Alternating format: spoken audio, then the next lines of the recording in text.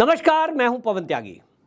अरविंद केजरीवाल और संजय सिंह की फर्जी डिग्री मामले में मुसीबतें बढ़ सकती हैं, क्योंकि इन लोगों ने प्रेस कॉन्फ्रेंस करके अलग अलग तरीके से मोदी जी को घेरते हुए ये आरोप लगाए थे कि मोदी जी के पास जो गुजरात यूनिवर्सिटी और दिल्ली यूनिवर्सिटी की डिग्रियां हैं वो सब फर्जी हैं। अरविंद केजरीवाल ने यह कहा कि देखिए, अगर मान लीजिए गुजरात यूनिवर्सिटी से मोदी जी पढ़े होते तो यूनिवर्सिटी वालों को तो इस पर फंक्शन कर देना चाहिए था, जश्न मनाना चाहिए था कि हमारी यूनिवर्सिटी का पढ़ा हुआ एक छात्र आज प्रधानमंत्री बन गया। वो कहते हैं यूनिवर्सिटी ने ऐसा नहीं किया, इसलिए माना जाए फर्जी डिग्री है। अब ये कोई तर्क है? आप ये बताइए, इस तरह के आरोप लगाकर आप एक प्रधानमंत्री को घेरने का काम कर रहे हैं। इसको लेकर यूनिवर्सिटी ने ऑब्जेक्शन उठाया और यूनिवर्सिटी के जो वाइस चांसलर है उन्होंने बाकायदा इस मामले में मानहानि का दावा केस कर दिया और उन्होंने कहा यह हमारी यूनिवर्सिटी का अपमान है। अगर आप ये कह रहे हैं कि गुजरात यूनिवर्सिटी फर्जी डिग्री देती है किसी को, तो ये तो अपमान यूनिवर्सिटी का है और हमारी आपने मानहानि की है ये कह करके कि हमने कोई डिग्री इशू की तो फर्जी है। भाई, हमने जो वेबसाइट पर मोदी की डिग्री डाली हुई है वो ओरिजिनल है। उसके रूप में, उसके रंग में, उसके डिजाइन में कोई फर्क हो सकता है कि जो ओरिजिनल डिग्री हो या वेबसाइट पर पड़ी हो, लेकिन इसका मतलब ये कतई नहीं है कि जिस बात को हम कह रहे हैं कि मोदी जी की डिग्री ओरिजिनल है, उन्होंने यहां से एमए किया है तो किया है।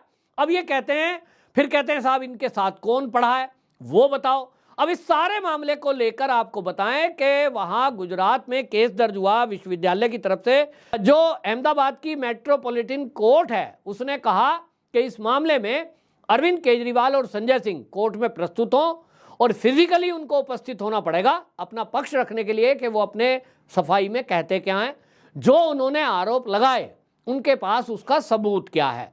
अब सबूत क्या है कि मोदी जी की डिग्री फर्जी है, इसका सबूत उनके पास क्या है?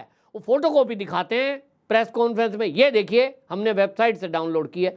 भाई, वेबसाइट पे तो वो ऑलरेडी पड़ी है और आप उसी की फोटोकॉपी निकाल करके दिखाते हैं, तो उसमें क्या गलत लिखा है? यूनिवर्सिटी का नाम लिखा है, पासिंग ईयर लिखा है, मोदी जी का नाम लिखा है। अब इनके पास प्रूफ करने के लिए कुछ नहीं है तो ये पुनर्याचिका डालते हैं कि साहब हमारा केस दोबारा सुन लो। यानी वकील पहुंच रहे हैं और वकील ये चाहते हैं कि केजरीवाल, संजय सिंह उनको व्यक्तिगत रूप से उपस्थित होने से छूट मिले।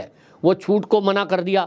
पहले 15 अप्रैल को उन्होंने अदालत में पेश होने का आदेश दिया था कोर्ट ने, फिर 23 मई को दिया और दोनों बार इन्होंने नहीं गए। पहली बार कुछ बहाना, फिर तीसरी बार व्यक्तिगत छूट से बहाना, लेकिन भाई कोर्ट ने मना कर दिया और अब इन्होंने फिर से रिव्यू पिटीशन एक तरह से डाल दी है और रिव्यू पिटीशन डालकर इन्होंने कहा कोर्ट में, सत्र न्यायालय में, कि हम जो है व्यक्तिगत रूप से पेश नहीं होना चाह रहे हैं। आप वकील बात कर रहा है और उससे छूट चाह रहे हैं कि हमारी सुनवाई की जाए।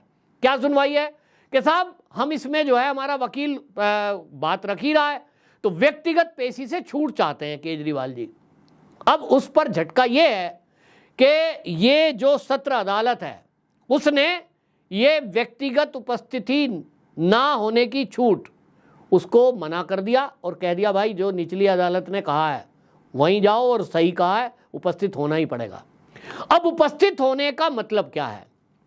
पहली बात तो उपस्थित होने का मतलब ये होता है कि आपका एक तरह से ये समझ लीजिए अपमान तो इसी में हो गया कि आपको जाना पड़ेगा, बताइए क्या आपके पास प्रूफ है।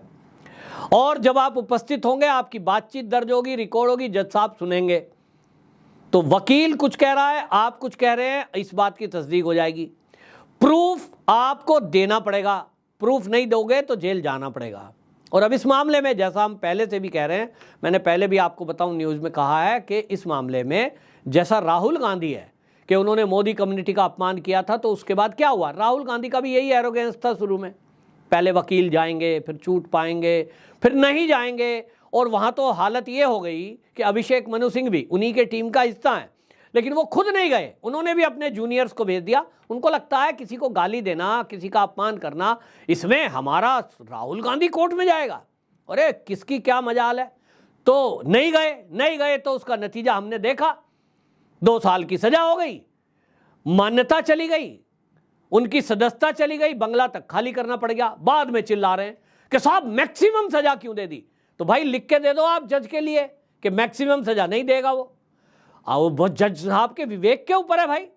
और मैक्सिमम क्यों दी गई उसका फैसला हालांकि सुप्रीम कोर्ट ने भी पूछा है, तो उसमें जो जज साहब हैं फैसला करने वाले, उन्होंने कहा है कि भाई हमें जो सामने जो वकील है वो बता रहा है कि ये राहुल गांधी का पहला केस नहीं है, ये आदतन इस तरह से लोगों का अपमान करते हैं।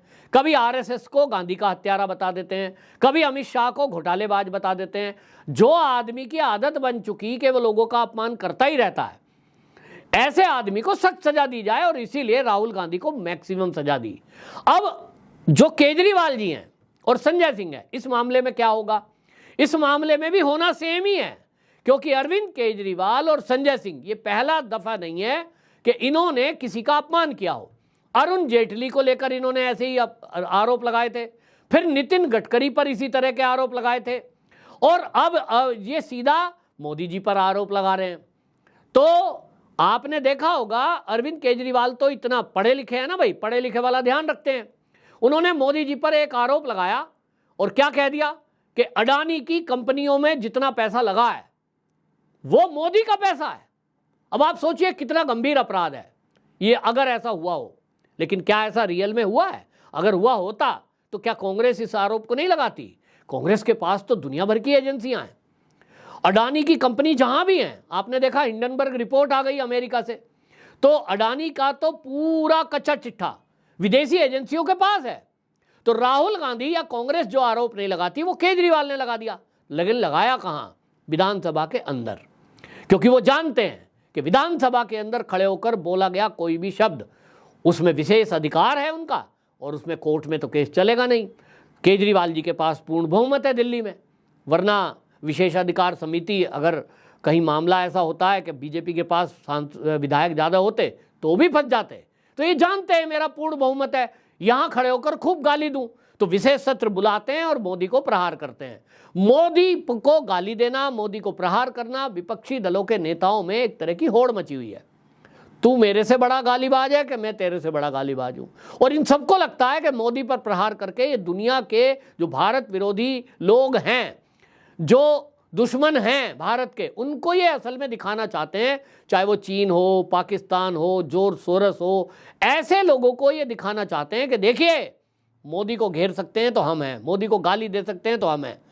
अब क्या इसके पीछे इनका हेतु है, ये तो यही बताएंगे, जांच एजेंसियां बताएंगी कि वहां से पैसा मिलता है या वहां से कुछ इनको पद मिलता है।